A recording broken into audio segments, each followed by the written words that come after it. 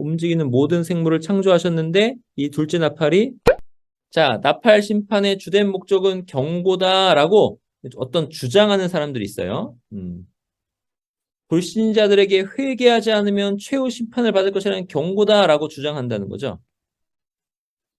구약의 배경을 볼 때도 경고라고 이해할 수 있다. 근데 이거는 이제 어떤 주장을 제가 가져왔는데 진짜 경고인가?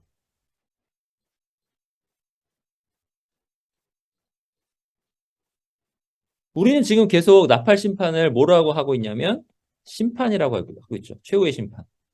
경고인가?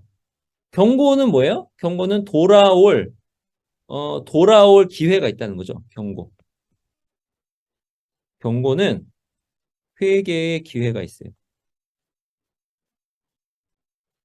근데 이게 진짜 이게 경고인가라는 거죠. 답은 뭐예요? 답은 심판이다라는 거예요. 여기서 제가 이제 요 말을 잘못 썼어요. 이게 이렇게 주장하는 사람들이 있는데 진짜 그러한가라는 거죠. 근데 심판이다. 왜냐면 이게 출애굽 재앙을 모델로 하고 있거든요. 이제 잠깐만요. 준비한 걸 잠깐 볼게요. 출애굽 재앙을 모델로 하고 있는데 이 첫째 나팔 8장 7절 이제 앞으로 볼 건데 이거는 일곱째 재앙이에요. 일곱째 재앙. 우박. 일곱째 재앙. 우박. 이것을 이렇게 모델로 삼고 있는 거예요. 둘째와 셋째는 첫 번째 재앙이에요. 첫 번째. 첫 번째 재앙, 나일강이 피로 변하는 거. 그 다음에 요 넷째 나팔은 흑암 재앙. 흑암. 흑암 재앙 맞아요. 흑암. 아홉 번째 재앙. 흑암을 모델로 삼고 있고. 그 다음에 다섯째 나팔은 메뚜기 재앙. 이 여덟 번째 재앙이 있고요. 여덟 번째. 열 번째 메뚜기 재앙을 모델로 삼고 있다. 근데 이 출애굽기의 재앙들을 보니 이 재앙은 경고냐? 했을 때 아니다. 심판이다. 라는 거예요. 심판이라는 거죠. 그리고 요한은 이 출애굽기 재앙을 가져와서 여기다 썼다라는 거예요. 자, 출애굽 때 애굽 재앙을 내리시면서 하나님은 애굽 사람들에게 하나님의 전능하심을 보이시기를 원하셨어요. 그러면서 바로의 마음을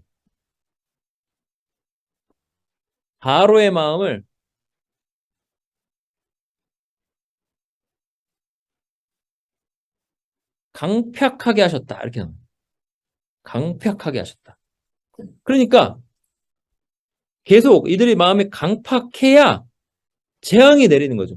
심판을 받는 거예요. 그래서 이건 뭐냐면 이들의 마음이 강팍하다는 걸 증명한 것과 동시에 이것은 심판이다라는 거예요. 그들이 우상 숭배를 자행했기 때문에 이제 뒤에 이거 애굽에 내린 재앙은 우상을 심판한 재앙이기도 한데 그렇기 때문에 하나님께서 재앙을 내리신 거죠. 그러니까 이건 뭐냐면 이들이 회개하고 돌아오는 것이 목적이 아니라 하나님의 영광을 나타내고 이들을 심판하는 것이 목적이다라는 거죠. 그래서 이들이 회개하지 않은 것으로 볼 때 이들에게 내린 재앙은 경고가 아니라 뭐예요? 심판이었다. 나팔 재앙의 목적은 경고라기보다는 심판이다. 마지막 그 최후의 심판처럼 심판이다. 그리고 심판은 하나님의 유일하심과 비교할 수 없는 전능하심을 보여준다.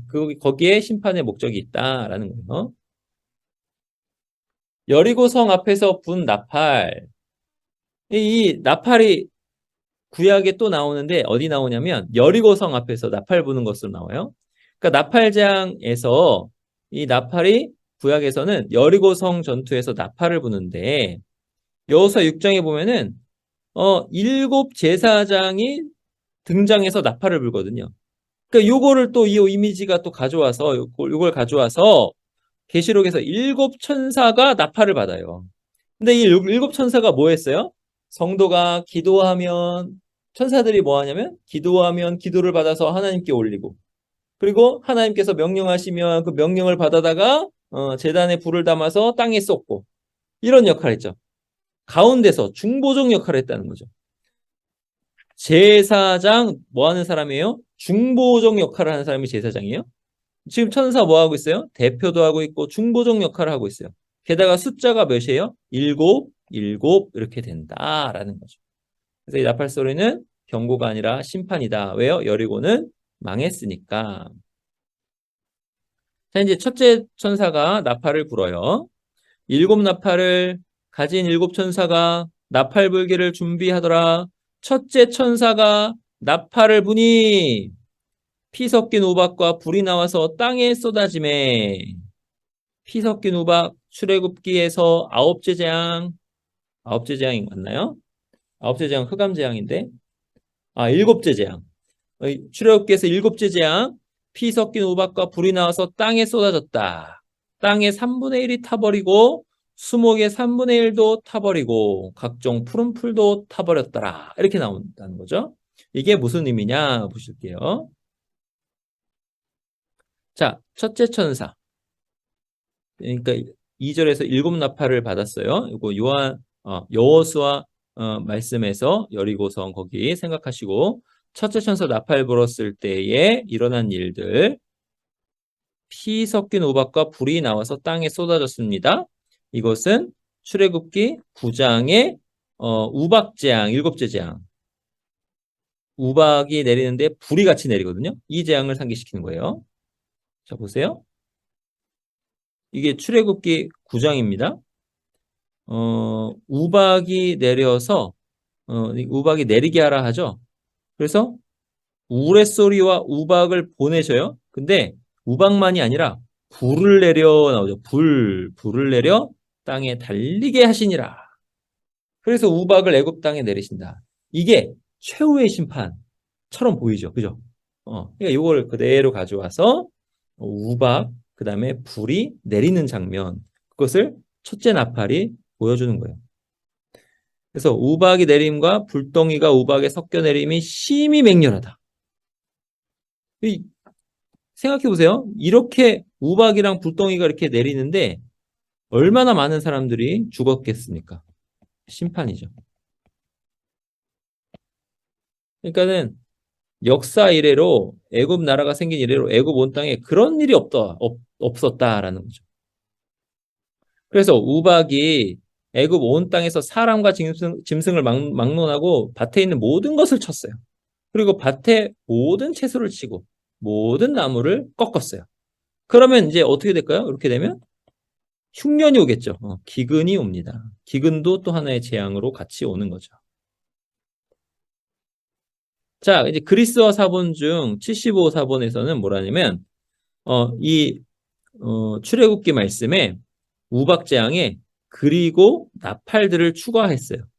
여호와께서 우레소리와 우박과 나팔들을 보내시고, 그러니까 여기서도 보니까 이런 사본이 있는 것으로 봐서 유대 전통에 이것은 나팔과 관련이 있어라고 생각하는 전통이 있다는 거죠. 그러니까 그것을 요한이 가져와서 나팔 재앙에다가 딱 거기다 써놓은 겁니다. 자, 그리고 이 나팔 재앙인데 여기서 살펴본 건 3분의 1이라는 거예요. 3분의 1.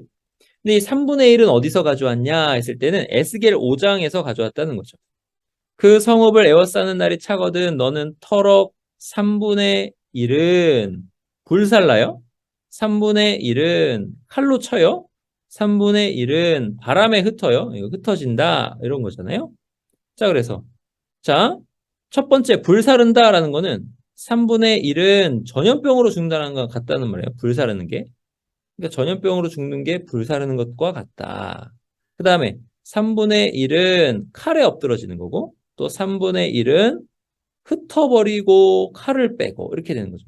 그러니까 3분의 1이라는 이미지는 뭐냐? 이렇게 3분의 1씩 돼가지고 뭐가 일어나는 거예요? 멸망이 시작이 됐다. 해체의 시작이 일어나고 있다라는 뜻입니다. 자, 그리고 이 우박재앙은요, 기근과도 연결이 돼요. 기근과도 연결이 되는데, 2절에 나온 불이 12절에서 전염병과 기근으로 해석되는 것처럼 에스겔 5장에서 기근을 강조하죠. 마찬가지로 요한계시록 8장 7절에서도 모든 식물이 불에 탄다. 이거 뭐예요? 기근이다. 기근. 이렇게 돼. 기근. 계시록 18장 8절에도 기근이 나온다라는 거죠. 여기 보세요. 그러므로 하루 동안의 그 재앙들이 이르리니 곧 사망과 애통함과 흉년이라 그가 또한 불에 살라지리니. 자, 흉년과 불 같이 나오죠. 그러니까 불과 우박이 내리는 것과 뭐랑 연결이 돼요? 기근과 연결이 된다라는 거죠. 기근. 자, 8절 9절. 둘째 천사가 나팔을 부니, 그러니까 둘째 나팔로 넘어가는 거예요, 지금. 자, 둘째 나팔입니다. 불 붙는 큰 산 같은 것이, 불 붙는 큰 산. 바다에 던져짐에 바다의 3분의 1, 여기 또 3분의 1, 피가 되고 바다 가운데 생명 가진 피조물들이 3분의 1이 죽고 배들의 3분의 1이 깨지더라. 지금 3분의 1 이게 계속되고 그 다음에 불이 계속되잖아요. 그럼 이 말은 뭐예요? 자, 첫째 나팔이 이제 이어진다. 이런 뜻이에요. 이어진다. 지금 이런 재앙이. 근데 이어지는데 이 재앙은 뭘 의미한다? 최후 심판의 의미. 최후 심판이 어, 어, 양상. 그다음에 최후 심판은 어떤 식으로, 방식, 이런 것들을 풍성하게 쫙 드러내주고 있는 거죠. 그러니까 최후 심판은 이런 것이다. 애굽에 있었던 재앙들과 같은 것이고, 그리고 불이 내리는 것이고, 근데 그거는 전염병으로도 나오기도 하고, 그 다음에 그것은 기근과도 연결이 돼 있고, 이렇게 되는 거예요. 자, 이 둘째 나팔. 둘째 나팔은 나일강의 피와 이제 연결이 돼요. 근데 여기서 중요한 건 뭐냐면, 불 붙는 큰 산과 같은 것이 바다에 떨어진다. 불 붙는 큰 산이 뭐냐? 이거를 생각하면서 이 불 붙는 큰 산이다. 그러니까는 이렇게 산이 이렇게 쫙 있잖아요.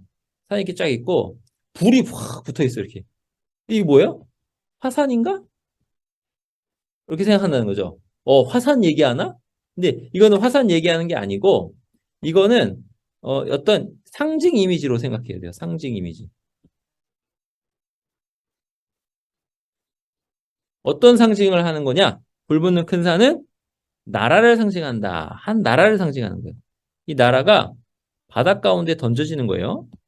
바닷 가운데 던져지는 환상. 보세요.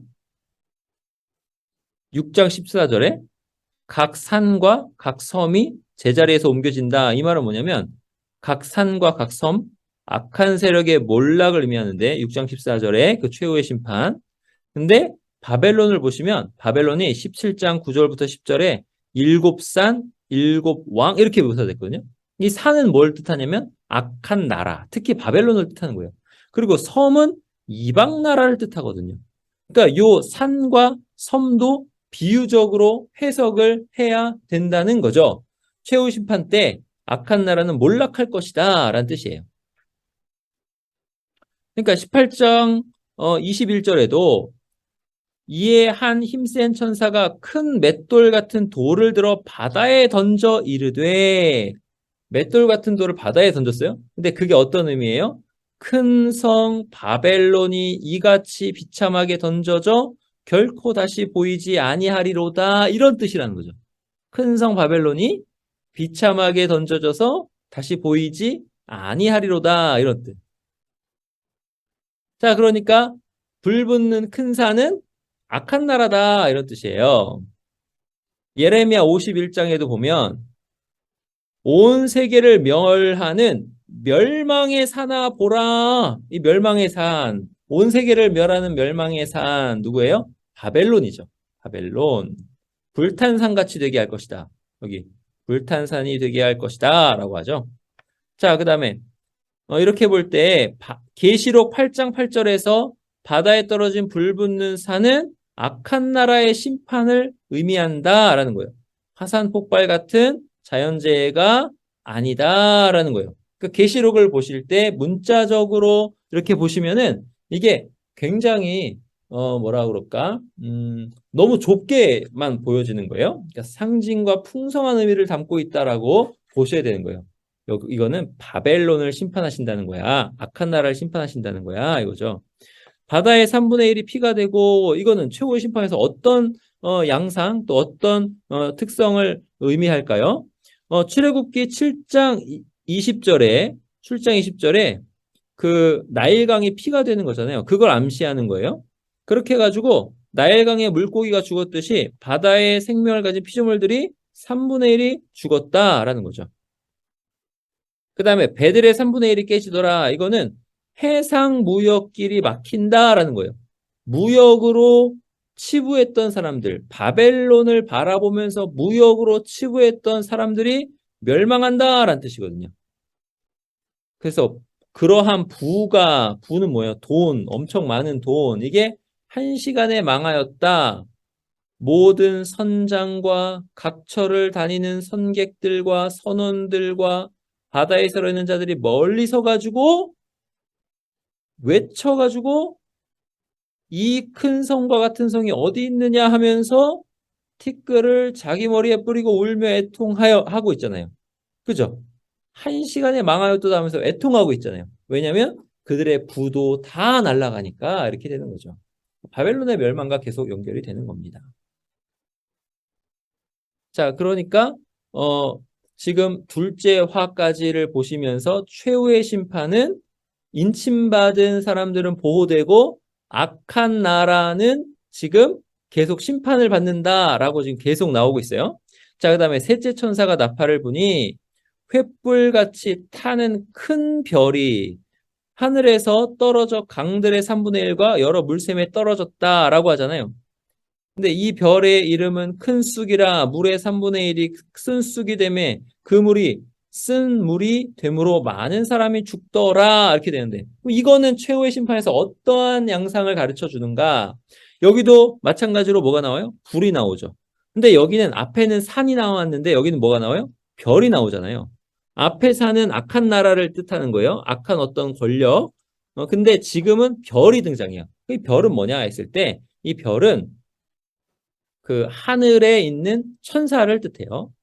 자, 그러면 여기서 계속 말씀드리면 셋째 나팔의 배경으로 계속 나일 강물이 피로 변하는 거예요. 근데 지금 횃불같이 타는 별이 된다라는 거죠. 근데 이 별이 떨어지는 것도 계속 기근을 의미하는 것이 그 안에 있어요. 기근. 근데 이 별이 의미하는 게 뭐냐 했을 때 이 별은 천사를 의미합니다. 천사. 횃불같이 타는 큰 별은 자 앞에는 악한 권력의 악한 나라가 떨어지는 거고 횃불같이 타는 큰 별은 천사예요. 타락한 천사들 땅의 왕들이 역사의 끝에 최종적으로 정죄받기에 앞서가지고 역사 속에서 줄곧 심판을 받는다라는 거죠. 그러니까 지금 승승장구하고 있는 그런 나라들이 하나님을 대적하고 믿는 사람들을 박해하고 막 이렇게 하고 있는데 저들이 막 잘 되고 강하고 또 군사력도 강하고 돈도 굉장히 많고 부하고 이렇다는 거죠. 안 망할 것 같아요. 근데 그들이 한꺼번에 바다에 던져져서 망하고 그 다음에 왕들도 그렇게 높은 왕들이 하루아침에 망하고 근데 이것을 이미지로 가르쳐 주는데 악한 천사가 하늘에서 떨어지는 것으로 가르쳐 준다는 거죠. 그래서 10절의 별은 심판받게 되는 악한 나라를 대표하는 천사가 떨어지는 거예요. 바벨론의 천사에게 내리는 심판을 뜻한다라는 거죠. 그러니까 이 심판이라는 것이 눈에 보이는 세계뿐만이 아니라 보이지 않는 세계까지 다 포함해서 뭔가 심판이 임하니까 눈에 보이는 세계의 현상으로 우리가 본다라는 거죠. 역사를 보는 눈, 하나님이 주관하신다. 이사야 14장에 보시면 너 아침의 아들 계명성이여 이렇게 돼서 어떤 별을 말씀한다는 거예요. 별. 이 별을 바벨론과 연결시켜서 말씀한다는 거죠. 근데 이 별이 뭐라 그래요? 별이 하늘에서 떨어졌어요. 너 열국을 엎은 자여 어찌 그리 땅에 찍혔는 거 땅으로 팍 박혀서 떨어졌어요. 근데 왜 그러냐 했을 때는 이, 이 별이 네가 네 마음에 이르기를 내가 하늘에 올라 하나님의 뭇별 위에 내 자리를 높이리라. 내가 북극 지폐 산 위에 앉으리라. 하나님 자리거든요. 그 여기에 자기를 높이는 거예요. 가장 높은 구름에 올라가 지극히 높은 이와 같아지리라. 이렇게 교만하니까 이 영적 존재가 위에서부터 그러나 내가 이제 스월 곧 구덩이 맨 밑에 빡 떨어짐을 당하리라. 내가 스월 곧 구덩이 맨 밑에 떨어짐을 당하리라. 땅에 찍혀가지고 땅이 딱 있으면 땅에 찍혀가지고 찍혀서 거기 있는 게 아니라 팍 들어가가지고 스월 맨 밑에 구덩이 스월 맨 밑에 떨어졌어요. 그러니까 이거예요. 그러니까 별이 떨어져서 스월 맨 밑에 들어갔다라는 거죠. 바벨론을 대표하는 별이 하늘에서 떨어져서 땅에 찍혔어요. 스월 맨 밑에까지 떨어졌어요. 원인이 뭐예요? 교만이죠. 그러니까 최후의 심판은 어떤 존재에게 임하는 거예요? 교만한 존재.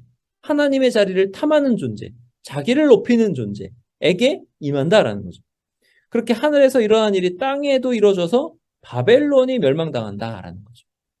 하나님을 대적하는 이 땅에 보이는 세력을 바벨론이라는 비유로 가르쳐 주는 거거든요. 그럼 하나님을 대적하는 땅의 세력이 있다면 하나님을 대적하는 하늘의 세력도 있다는 거죠. 근데 그 하늘의 세력이 어떻게 됐어요? 땅에 빵 떨어져서 저 밑에까지 스월까지 떨어졌다라는 거죠. 자, 그리고 이 별이 뭐래요? 쑥이다라고 해요. 물이 쑥으로 변해가지고 많은 사람들이 그 물을 마시고 죽습니다. 근데 이게 이제 구약에서 계속 나와요. 이건 뭐냐면 고난과 고통을 뜻해요. 그래서 예레미야 9장 15절 보시면 내가 그들 곧 이 백성에게 쑥을 먹이며 독한 물을 마시게 하고 고난 고통. 그러니까 최후의 심판은 이렇게 고통스럽다라는 거죠. 그래서 물이 쑥으로 변해 많은 사람들이 그 물을 마시고 죽는다라는 거예요. 예레미야 23장 15절. 여기 보시면 독한 물을 마시게 하리니 그 사악함이 예루살렘의 선지자들로부터 나와서 온 땅에 퍼짐이라. 이 선지자들 거짓 선지자들이거든요. 그러니까 독한 물을 마시게 한다. 거짓 선지자들도 이 재앙을 당한다. 자, 이 말씀들에서 이스라엘 종교 지도자들이 쑥을 먹고 독한 물을 마실 것이라고 하잖아요. 이렇게 심판을 당하는 이유는 뭐예요? 그 종교 지도자들이 어떻게 했어요? 이스라엘을 바알 숭배로 오염시켰기 때문이라는 거죠. 이건 또한 기근과도 연결되는 거예요. 이 말을 잘 생각해 보세요. 기근을 생각하시면 먹을 것이 없다라는 거잖아요. 먹을 것이 없다 했을 때 영적으로 생각하면 말씀을 들을 때 복음의 강설, 예수 그리스도를 전하는 그런 복음이 잘 안 들린다. 그런 기근. 그리고 바알 숭배의 말씀만 들린다. 이런 것으로도 또 생각할 수 있어요. 그러니까 이렇게 거짓 선지자들, 이런 종교 지도자들도 최후의 심판을 당한다라는 거죠. 이것도 한번 잘 생각해 보세요. 자, 에레미야 8장에 보시면 이제 기근을 계속 얘기하는데 포도나무에 포도가 없을 것이며 무화과 나무에 무화과가 없을 것이며 그 잎사귀가 마를 것이다. 없어지리라. 기근. 자, 그래서 이 기근과 뭐랑 또 연결이 돼요? 독한 물을 마시게 하심이니라. 이렇게 연결된다는 거죠. 거짓 선지자, 기근, 독한 물, 고생 이렇게 되는 거예요. 근데 이것이 다 뭐 때문이에요? 바알 숭배 때문이죠. 우상 숭배 때문인 거예요. 보세요. 어찌하여 그 조각한 신상과 이방의 헛된 것들로 나를 경노하게 하였는고 하시면서 심판을 내리신다는 거죠. 우상 숭배 때문이다. 지금 예레미야 8장의 19절에 이렇게 나온다는 예레미야 8장에. 그러니까 예레미야 8장에 이 이미지들이 다 요한계시록에 반영이 되어 있다는 거예요. 그러니까 예언자들이 우상숭배로 이스라엘을 더럽혔기 때문에 하나님은 물을 마실 수 없게 오염시키시는 거예요. 그래가지고 우상숭배의 독성이 얼마나 강한 것인지를 오염된 물이라는 이미지로 보여주신다라는 거죠. 물이 오염되면 마실 수가 없잖아요. 막 갈증이 있는데 저 물이 있긴 있는데 그 물이 오염된 물이에요. 갈증이 더하죠. 그러니까 그런 거예요. 그러니까 우상 숭배자들 그리고 거짓 선지자들 그리고 어떤 말씀들이 계속 말씀들은 들리는데 말씀을 듣긴 듣는데 계속 갈증이 나는 뭐 그런 것들 그런 이미지가 지금 여기 있다는 거예요. 생각할 게 많습니다. 자, 12절. 넷째 천사가 나팔을 부니 넷째 천사 이제 넷째 재앙이에요. 해 3분의 1과 달 3분의 1과 별들의 3분의 1이 타격을 받아 그 3분의 1이 어두워지니 낮 3분의 1은 비춤이 없고 밤도 그러하더라.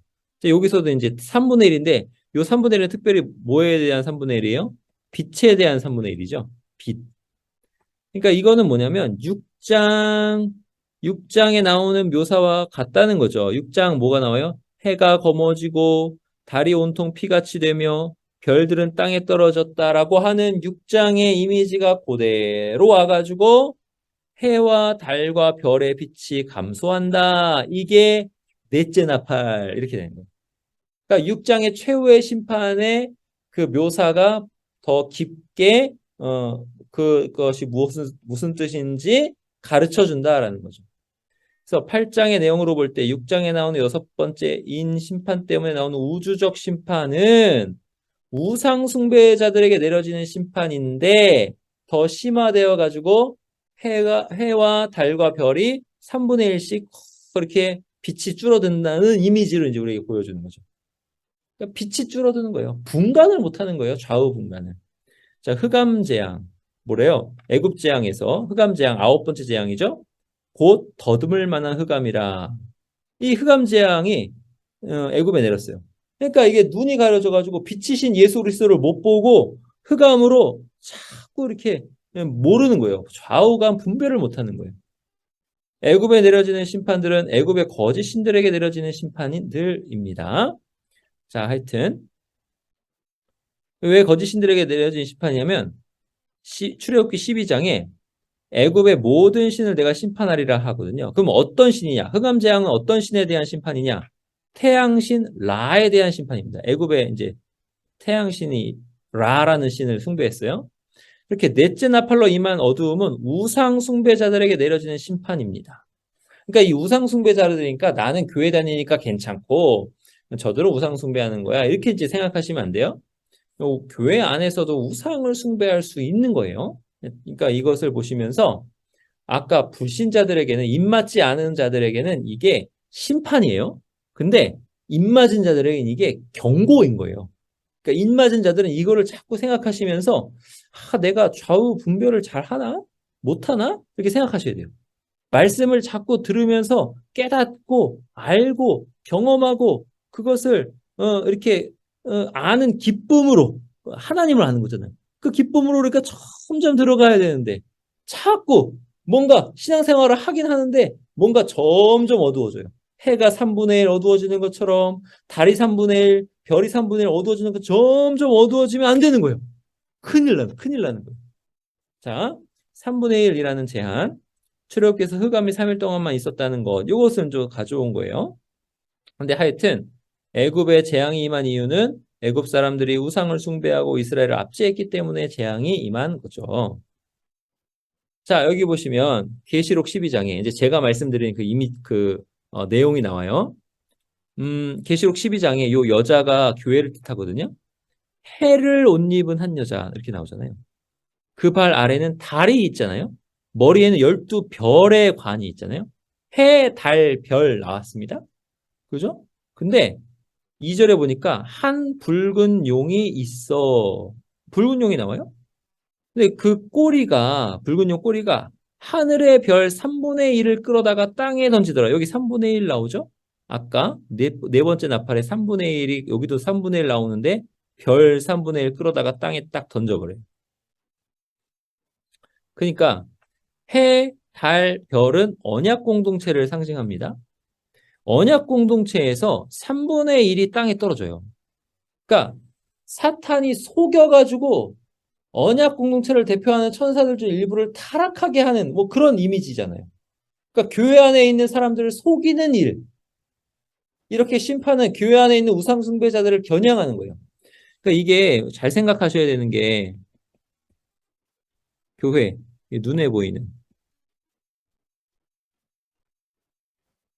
눈에 보이는 교회 안에 있는 모든 사람들이 전부 다 모두가 다 인침을 받아가지고 다 구원받은 사람들일까요? 아니죠. 이 안에는 누구도 있어요? 가라지도 있어요. 그러니까 하나님께서 선택하신 사람들은 끝까지 구원받아요.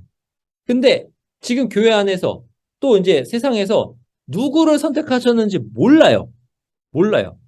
다만 믿는 거죠. 예수 그리스도를 제가 믿습니다. 제가 예수 그리스도를 믿는 것을 보니 아, 이거는 내 공로가 아니요. 하나님께서 창세전에 저를 선택하신 그 하나님의 은혜이군요. 라고 하면서 믿는 거예요. 근데 나는 그렇다 치고 남을 볼 때는 예수님을 믿는다고 고백하잖아요. 아, 믿는다고 고백하니까 아, 믿는다는 고백이 있네. 아, 그러면 그래. 그럼 구원 받은 거야. 라고 이제 그렇게 보는 거죠. 근데 입술로는 고백하지만 마음으로 진짜 믿는지 안 믿는지는 모르잖아요. 그죠? 그러니까 그걸 모르니까 사탄이 미혹해서 떨어뜨렸다라는 이런 이미지를 가지고 와서 깨어있게 하는 거예요. 우리를 자꾸 경성하게 하는 거죠. 그러니까 속이는 일이 이렇게 일어나니까 그러니까 깨어있으라. 조심하라. 이렇게 되는 거예요. 깨어있으라. 조심하라. 교회 안에 있는 사람들을 속이는 일이 일어난다. 이렇게 되는 거예요. 교회 안에 있는 모든 우상숭배자들을 겨냥하는 거죠. 그러니까 교회 안에도 우상숭배자들이 있다라는 거죠. 그러니까 이런 것들을 좀 잘 생각해 보세요. 그래서 해가 어두워지는 것을 묘사하면서 마귀가 불신자들을 속이는 것과 연결시킵니다. 그래서 우상 숭배한다는 것 자체가 심판을 받는다라는 거예요. 여러분 우상을 숭배하면 안 되고 오직 하나님께만 모든 영광을 돌리셔야 합니다. 근데 우상 숭배를 만약에 누가 하고 있으면 그거 자체가 심판받고 있다라는 뜻이에요. 반면에 인침받은 자들은 누구예요? 하나님께서 선택하신 자들, 우리 믿는 자들은 참 신자들은 이 말은 뭐예요? 거짓 신자도 있다는 뜻이에요. 하여튼 참 신자들은 7장에서 볼 수 있듯이 이미 뭘 받았어요? 인침을 받았죠. 보호를 받는다라는 뜻이에요. 인침받았다, 곧 보호를 받는다. 반면에 8장 7절에서 11절에서는 누가 화를 당하는 거예요? 나팔재앙으로 인침받지 못한 사람들이 화를 당하는 거예요. 그 말은 뭐냐면 인침받았다면 선택받았다면 재앙을 당하지 않는다라는 거죠. 그러니까 여러분 요 말씀을 보면서 이제 이건 역설이에요, 역설. 이 말씀을 보면서 누가 더 깨어 있으려고 마음이 간절해질까요? 인침받은 사람일까요? 인침받지 못한 사람일까요? 인침받은 사람이겠죠. 왜요? 미혹과 이런 것들이 있다라고 얘기하니까 이게 깨달아지니까 아, 혹시 내가 미혹에 빠지지는 않았는가라고 생각하는 거죠. 이런 사람들은 인침받은 사람. 근데 이런 얘기를 듣고도 흐려가지고 뭔 소리인지 모르겠고 해가 어두워지는 것처럼 어둡고 막 그렇게 되면은 이런 사람들은 뭐예요? 우상숭배를 하고 있을 가능성이 아주 큰 거죠. 그러니까 인침받지 못하는. 그러니까 인침받은 사람들이 오히려 더 깨어있게 되고 인침받지 못한 사람들은 오히려 나 괜찮아. 나는 구원받았어. 나는 괜찮아. 이렇게 되는 거예요. 역설이에요, 역설. 자, 하여튼 인침받은 사람들은 보호를 받고 인침받지 못한 사람들은 화를 당한다. 그리고 여기서 이제 아주 중요한 게 뭐냐면 이게 아주 중요한 게 뭐냐면 이 나팔이 뭐냐 했을 때 나팔은 해체다. 이게 중요해요. 나팔은 해체다. 창조 세계의 3분의 1에 영향을 준다는 건데 이 3분의 1이라는 걸로 우리가 알 수 있는 건 뭐냐면 해체긴 해체인데 점진적 해체다. 이런 뜻이에요. 그러니까 최후의 심판의 양상이 어떻게 되는가 했을 때는 최후의 심판이 내려지면은 이게 해체가 일어나는데 하나님께서 창조하신 것들이 해체가 일어나는데 그 해체가 점진적으로 3분의 1씩, 3분의 1씩 이렇게 일어난다는 거죠. 타격을 입은 부분들이 피조물을 구성하는 기본 요소들이라는 거죠. 그래서 이 피조물들이 타격을 받아 해체가 된다는 거예요. 그래서 해체의 목적이 있어요. 해체의 목적. 해체의 목적은 뭐예요? 새 창조가 해체의 목적이 됩니다. 새 창조. 21장 1절에 새 하늘과 새 땅. 해체해 보실까요? 자, 보세요. 첫째 나팔. 첫째 나팔에서 뭐가 해체돼요? 땅과 수목의 3분의 1이 타버리잖아요.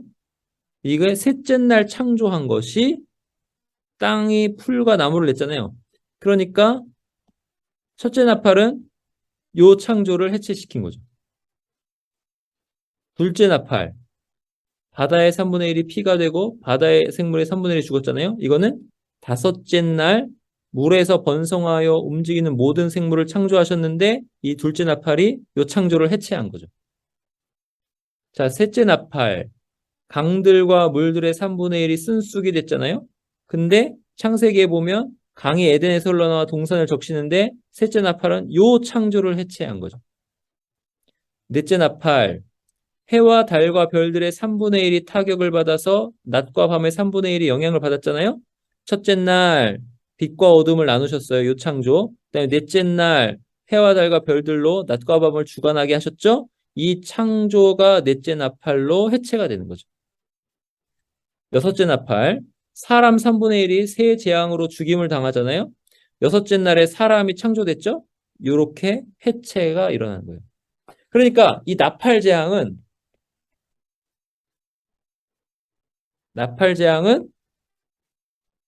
해체를 의미하고 이 해체의 목적은 뭐다? 새 창조다. 아, 요한계시록이 이런 흐름으로 가는구나. 이렇게 아시면 됩니다.